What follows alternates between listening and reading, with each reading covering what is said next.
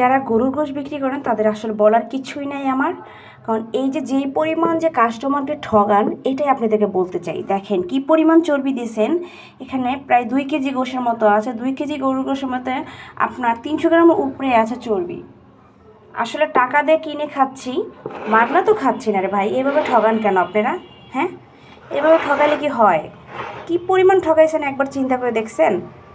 চিন্তা করে দেখেন নাই তো? যারা গরু ব্যবসাতে এত ভিডিও দেখেন না, তারা কোনো খবর দেখেন না, আপনারা হচ্ছে একবারে নিশ্চিন্তে আপনারা ব্যবসা করে যাচ্ছেন। কিছু বলার নেই আপনাদের। এদের আইনগত ব্যবস্থা নিলে তাহলে এরা ঠিক হয়ে যাবে। এখানে আমি প্রায় 3-4 জন মানুষকে খাওয়াইতে পারতাম, সে এতখানি চর্বি দিছে। আসলে যে দেখে না আনে তার কপালে এরকমই হয়। আর দেখে আনলো কি, ওরা কীভাবে যে কী করে সেটা মিনিটের মধ্যে তারা একবারে উল্টাপাল্টা করে ফেলতেছে। আপনাকে দেখাচ্ছে ফ্রেশ গোশ, আপনাকে দিচ্ছে চর্বি। দেখেন কি পরিমাণে চর্বি দিয়েছে, এটাকে আপনাদের বুঝাইতে হবে না, আপনারা দেখেই বুঝতে পারছেন যে 3 ভাগের 1 ভাগ হচ্ছে চর্বি, 2 ভাগ হচ্ছে গোশ। বুঝতেই পেরেছেন।